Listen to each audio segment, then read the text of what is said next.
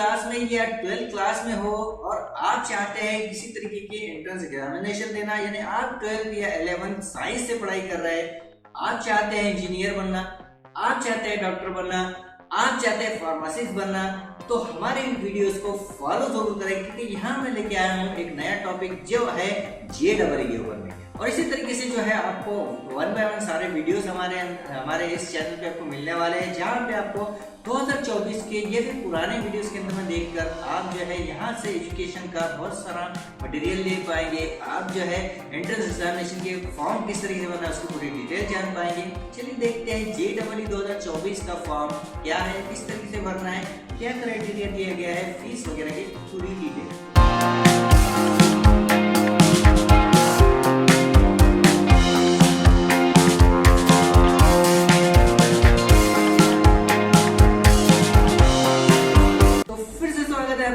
Channel में यहाँ पे मैंने आप लोगों ने जो है थंबनेल देखकर, ये वीडियो का टाइटल देखकर इस बटन पे क्लिक किया, यानी मैं जानता हूँ कि आप जो है JEE के लिए ऑनलाइन आवेदन करना चाहते हैं, क्योंकि 2024 के लिए, तो 2024 के लिए ऑनलाइन आवेदन करना है तो सबसे पहले आपको जाना है वेबसाइट के ऊपर में। वो वेबसाइट कौन सी दी गई है उसके अंदर मैं पूरी डिटेल आपको बताने वाला हूँ कि किस तरीके से ऑनलाइन आपको फॉर्म भरना है, और उसके बाद में डॉक्यूमेंट क्या लगने वाले हैं, उसके अलावा जो है आपको फीस कितनी पे करनी है, अगर आप कैटेगरी में आते हैं या फिर आप नॉन कैटेगरी में आते हैं, आप जो जनरल कैटेगरी में है या फिर आप EWS के लिए ऑनलाइन आवेदन करना चाहते हैं। JEE मेंस 2024 का फॉर्म कैसे भरना है, चलिए देखते हैं कंप्यूटर स्क्रीन पे। तो चलिए दोस्तों स्टार्ट कर लेते हैं। JEE मेंस के लिए ऑनलाइन आवेदन आपको करना है तो आपको जाना है JEE Mains.NTA-online.in पे, इस वेबसाइट पे आपको चले जाना है। यहाँ पे जाने के बाद में सबसे पहला काम आपने ये करना है कि ब्राउज़र को आपको डाउनलोड कर लेना है। जो ब्राउज़र आपको दिखाई दे रहा है इसके अंदर में आपको सारी डिटेल मिलने वाली है, किस तरीके से फॉर्म भरना है, कैसे फॉर्म भरना है, कौन से स्टूडेंट फॉर्म भर सकते हैं और किन स्टूडेंट के लिए कैसा फॉर्म भरा जाना है। यहाँ पे देखिए, यहाँ पे बेसिक इन्फॉर्मेशन बताता चलो। सबसे पहले जो है JEE सेशन 1 के लिए अगर ऑनलाइन आवेदन करना चाहते हैं तो जनवरी में पेपर होने वाले हैं। जो ऑनलाइन आवेदन की डेट है वो है 1 नवंबर से 30 नवंबर तक। इसकी लास्ट डेट जो है वो 30 नवंबर होगी, 11:50 तक के फॉर्म भर सकते हैं। उसके बाद में पेमेंट की जो प्रोसीजर है वो भी जो है 1 या 2 दिन आगे पीछे हम कर सकते हैं। हमको 1 फरवरी के पहले जो है इसका एग्ज़ामिनेशन की डेट आपको मिल जाएगी कि कब एग्ज़ाम होने वाला है। वैसे ही रिज़ल्ट जो है वो 12 फरवरी 2024 को मिलेगा। सेशन 2 की अगर बात करते हैं तो यहाँ पे सेशन 2 के अंदर में दिया गया है कि आपको जो एग्ज़ामिनेशन का फॉर्म भरना है उसका जो सेशन है, सेशन 2 जो दिखाई दे रहा है यहाँ पे हम देखेंगे सेशन 2 के अंदर में। सेशन 2 में ऑनलाइन एग्ज़ाम फॉर्म भरने की जो डेट है वो 2 फरवरी से 2 मार्च तक के दी गई है। लास्ट सक्सेसफुल ट्रांजेक्शन जो होगा 2 मार्च तक के हम कर सकते हैं। और इसका जो रिज़ल्ट आएगा, उसका जो पेपर जो होगा वो 15 अप्रैल को हो सकता है या आगे पीछे जो भी है आपको नोटिफिकेशन आएगा। और यहाँ पे देखिए 25 अप्रैल को जो है उसकी एग्ज़ामिनेशन होगी, यानी सेकंड पेपर की। उसके बाद में यहाँ पे ड्यूरेशन वगैरह की अगर बात करते हैं, JEE पेपर के बारे में हम बात करते हैं तो BTech और B आर्किटेक्ट, B प्लानिंग के लिए फॉर्म भरा जा रहा है, जिसमें आपको 3 घंटे का पेपर होगा। 3 घंटे तक आपको जो है पेपर का टाइम दिया जाएगा, यानी 9 बजे पेपर स्टार्ट होता है तो आपका जो पेपर है वो 12 बजे तक चलेगा। और अगर आपका 3 बजे पेपर स्टार्ट होता है तो 6 बजे तक चलेगा, यानी 3 घंटे आपका जो पेपर का टाइम है वो इस तरीके से रहने वाला है।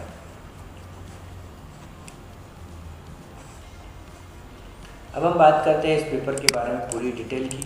तो यहाँ पे देखिए अब सेकंड जो ऑप्शन आपको यहाँ पे मिलता है कि BTech का जो पेपर होगा उसके बारे में फ़ीस की अगर डिटेल की बात करते हैं तो यहाँ फ़ीस डिटेल दे दी गई है। B और BTech के जो जनरल स्टूडेंट है, जनरल कैटेगरी में आने वाले मेल के स्टूडेंट है, उनका 1000 रुपये फ़ीस है। और NRI अगर आउट ऑफ इंडिया की है तो 5000 रुपये फ़ीस है। फीमेल अगर कैटेगरी है, फीमेल अगर है इसका जेंडर तो 800 रुपये फ़ीस है। और इंटरनेशनल अगर वो है NRI है तो 4000 रुपये फ़ीस भरनी है। EWS जनरल कैटेगरी में अगर आता है तो 900 रुपये फ़ीस भरनी है।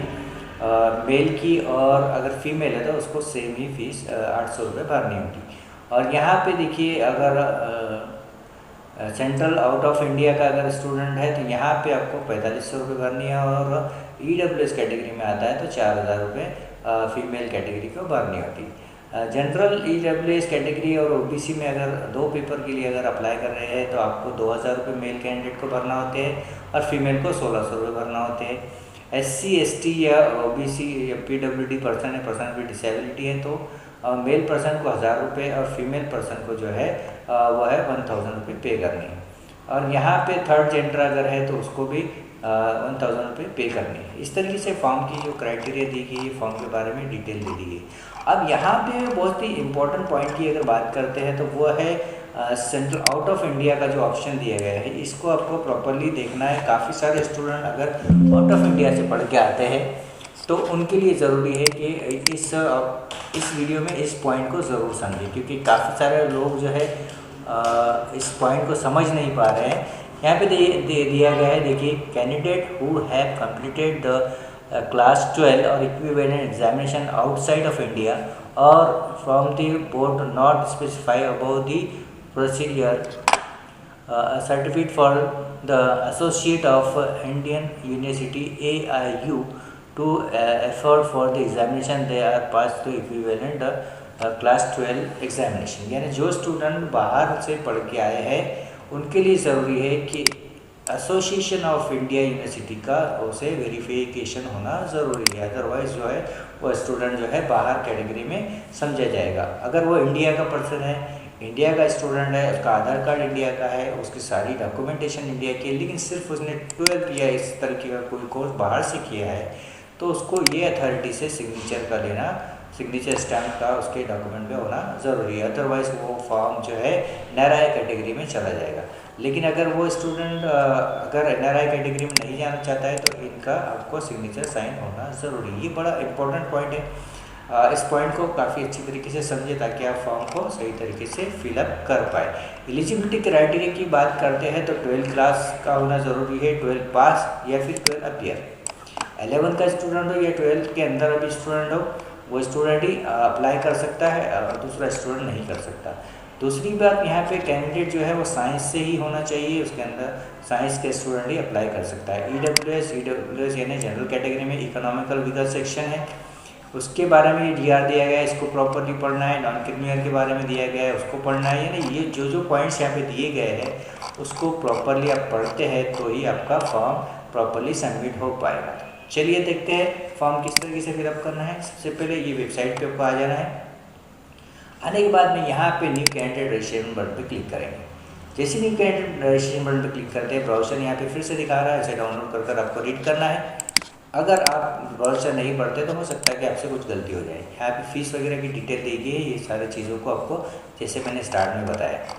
अब यहाँ पे इन पॉइंट को समझे कि जब हम फोटोग्राफ लगा रहे हैं तो फोटोग्राफ का जो टाइप हो वो JPG फॉर्मेट में ही होना चाहिए। बैकग्राउंड जो है उसका वाइट बैकग्राउंड होना चाहिए और 80% चेहरा दिखना चाहिए, यानी आपका जो फेस है वो 80% दिखना चाहिए, अदरवाइज़ वो फॉर्म एक्सेप्टेबल फॉर्म जो है फ़ोटो नहीं होगा। फोटोग्राफ 10 KB से लेकर 200 KB के बीच होना चाहिए। फोटोग्राफ का जो फोटो के बाद सिग्नेचर का जो टाइप है वो 4 KB से 30 KB के बीच में होना चाहिए, उससे ज़्यादा नहीं होना चाहिए। स्कैनिंग जब हम करते हैं PWD का डॉक्यूमेंट यानी पर्सन विद डिसेबिलिटी का डॉक्यूमेंट तो 10 KB से लेकर 300 KB के बीच होना चाहिए। क्लियर दिखना चाहिए इमेज ने, अदरवाइज जो फॉर्म वो जो फॉर्म है वो रिजेक्ट हो सकता है। अब हम बात करते हैं दूसरी चीज़ों की, यानी यहाँ पे हमने डॉक्यूमेंटेशन के बारे में देखा, फ़ोटो वगैरह के बारे में देखा। अब हम बात कर रहे हैं नोट्स के बारे में। प्रॉपरली आप नोट्स को पढ़े। पेमेंट की जो प्रोसीजर है स्टेप बाय स्टेप आपको करनी है। गेटवे पेमेंट गेटवे ऑनलाइन कर सकते हैं, ATM के थ्रू कर सकते हैं, डेबिट कार्ड क्रेडिट कार्ड के थ्रू कर सकते हैं। इंपॉर्टेंट इंस्ट्रक्शन को आपको प्रॉपरली पढ़ना है ताकि आप फॉर्म जो भरें तो वो पूरी चीज़ें आपको ध्यान रखें।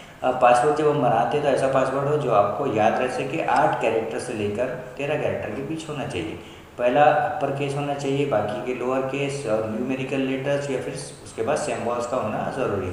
हाउ टू रीसेट पासवर्ड, यहाँ पे पासवर्ड अगर भूल जाते हैं तो उसके बारे में यहाँ पे दिया गया है कि पासवर्ड अगर हम भूलते हैं तो हमारा सिक्योरिटी क्वेश्चन हमने जो डाला है उसका आंसर हमको मालूम होना चाहिए। तो टेक्स्ट मैसेज के थ्रू आपको आएगा मोबाइल पे, उस या फिर ईमेल पे आपको रीसेट पासवर्ड का लिंक आएगा, उससे क्लिक कर हम भर सकेंगे। अब यहाँ पे हमें क्लिक करना है, चेक मार्क लगा देना है और यहाँ पे प्रोसीड बटन पे क्लिक करेंगे।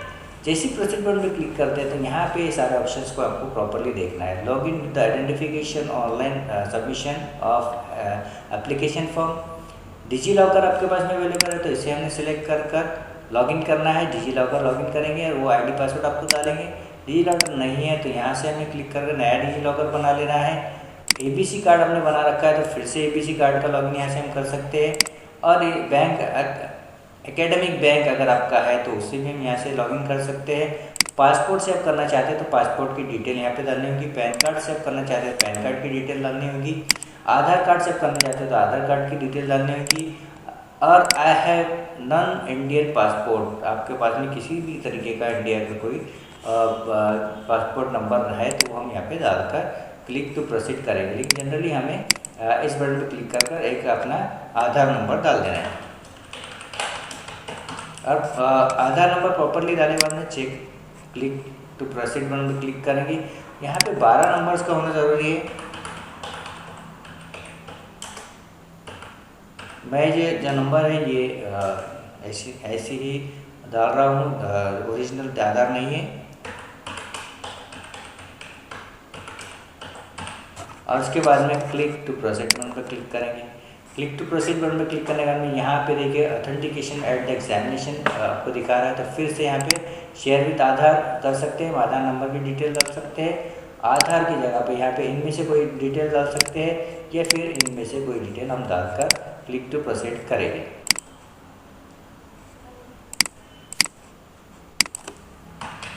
क्लिक प्रोसीड, यहाँ पे जैसे हमने क्लिक किया, क्लिक करने के बाद में देखिए फॉर्म आपका आ चुका है। कैंडिडेट का डिटेल जिस तरीके से 10वीं क्लास की मार्कशीट पे है वैसे हमको यहाँ पे डालना है। फादर का नाम यहाँ पे हम डाल देंगे। उसके बाद में यहाँ पे मदर की डिटेल, मदर का नाम, डेट ऑफ बर्थ हमें अपना यहाँ पे से सेलेक्ट कर लेनी है जो भी आपकी डेट ऑफ बर्थ है। उसके बाद में जेंडर आपको सेलेक्ट कर लेना है। उसके बाद में टाइप ऑफ आइडेंटिफिकेशन, अगर आपके 12 का एडमिट कार्ड है तो वो डाल सकते हैं या फिर आप आधार कार्ड का नंबर डाल सकते हैं।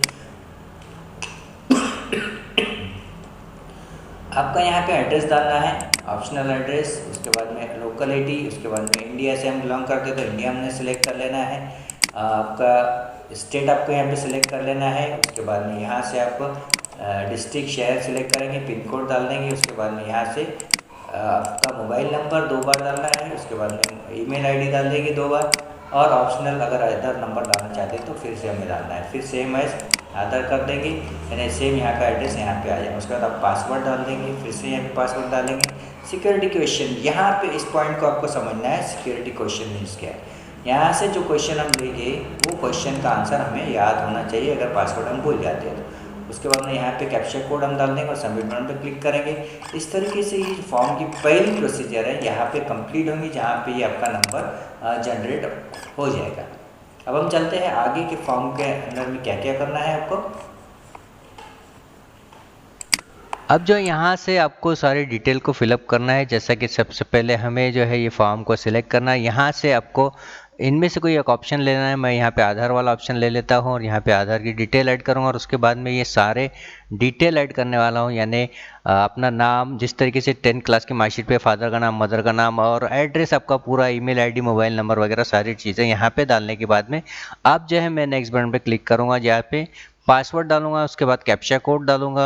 यानी सारे ऑप्शंस अगर सेम एड्रेस है तो सेव एज परमानेंट एड्रेस कर दूंगा, सेम एज परमानेंट एड्रेस पे क्लिक कर दूंगा और आपको नेक्स्ट ऑप्शन पे क्लिक करूंगा, जैसा कि यहाँ पे मैं कर रहा हूँ।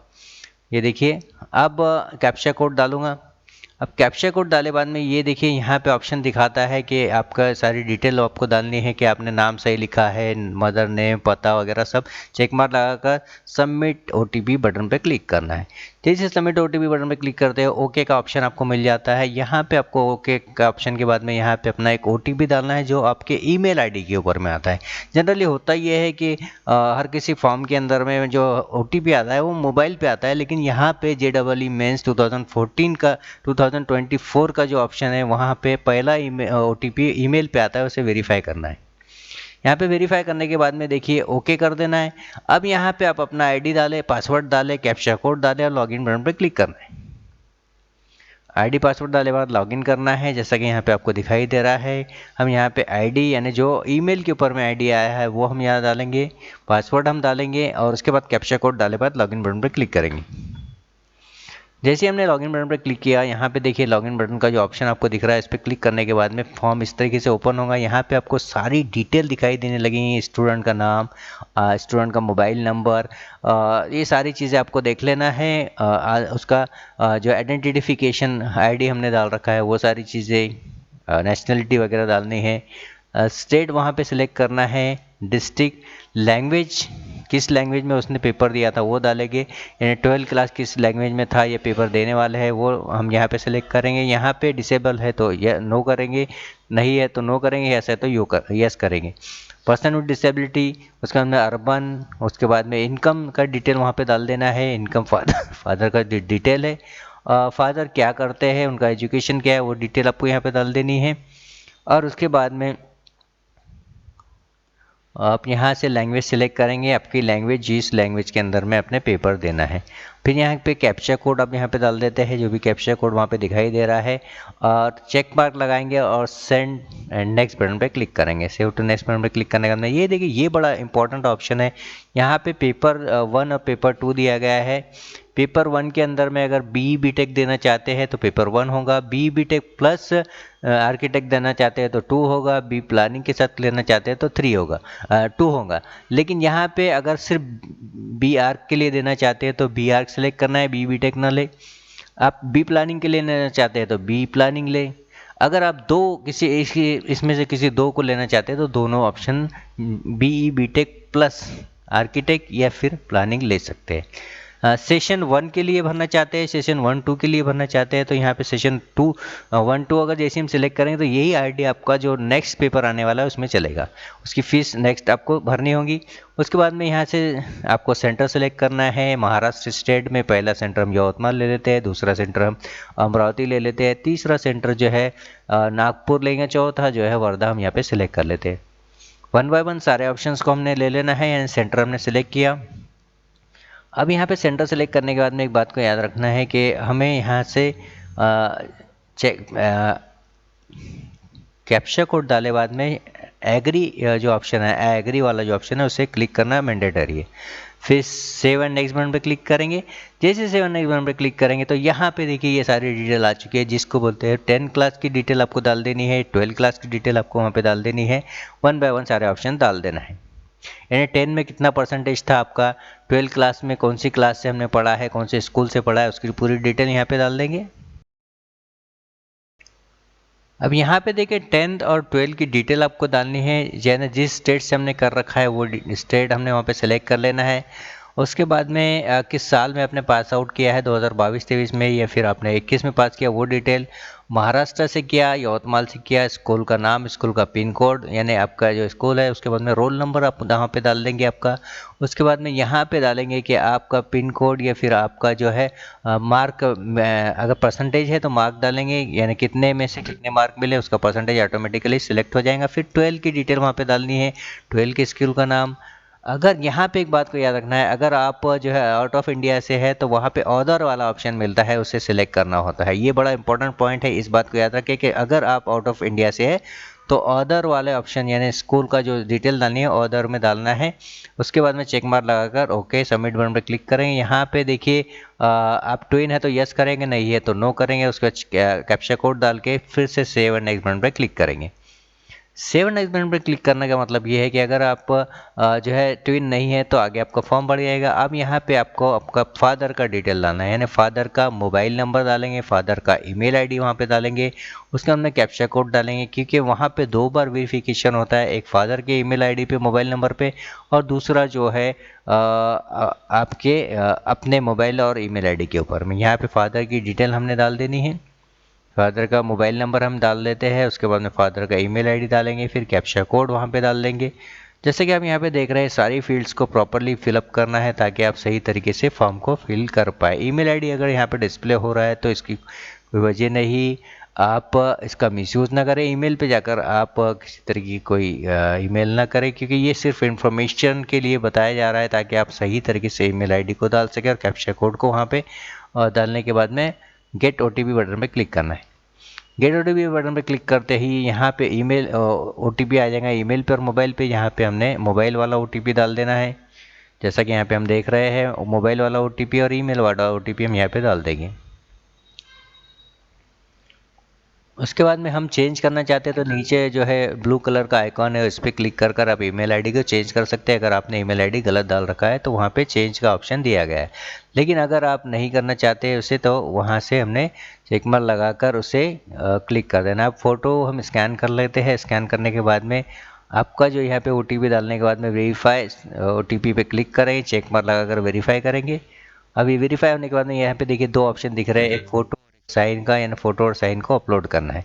फ़ोटो साइन का साइज़ वहाँ पे दिया गया है, उसी साइज़ और उसी फॉर्मेट के अंदर में आपको रखना है, यानी जेपीजी फॉर्मेट में ही आपका फ़ोटो और सिग्नेचर होना चाहिए। अगर आप कैटेगरी में हैं तो कैटेगरी का ऑप्शन वहाँ पे सिलेक्ट करना होता है, और नेक्स्ट टाइम हो सकता है कि आपको ईमेल आए और कैटेगरी के डॉक्यूमेंट अपलोड करना पड़े। लेकिन अभी इस वक्त सिर्फ और सिर्फ फ़ोटो और सिग्नेचर को ऐड करना है और फिर सेंड ओटीपी बटन पर क्लिक करेंगे। यहाँ पे देखिए ईमेल आईडी या एक ओटीपी आपको आपके पुराने मोबाइल पे आएगा, उसे हमें डाल देना है। उस ओटीपी को यहाँ पे जो मोबाइल नंबर पे आपके आ चुका है, और कैप्चा कोड डालने के बाद में वेरीफाई पे क्लिक कर कर ओके करेंगे। यहाँ पे कंप्लीट प्रोसेस कंप्लीट हो चुकी है। अब यहाँ पे जो है आपका डिटेल को चेक मार्क लगाना है, जो जो चीज़ें आपने भर रखी है। डेट ऑफ बर्थ है, नेम है, मदर नेम है, स्कूल नेम है, और एग्रीमेंट पे क्लिक कर देना है। फाइनल सबमिट बटन पे क्लिक करेंगे। जैसे फाइनल सबमिट बटन पे क्लिक करेंगे तो यहाँ पे पेमेंट गेटवे का ऑप्शन आ जाएगा, पेमेंट।